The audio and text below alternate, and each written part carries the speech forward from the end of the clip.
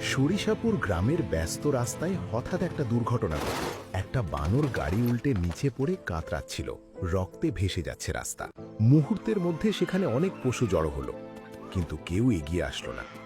শিয়াল পকেট থেকে ফোন বের করে লাইভ শুরু করলো। হ্যালো গাইজ, লাইভ অ্যাক্সিডেন্ট দেখতে চাইলে লাইভটা শেয়ার দেন।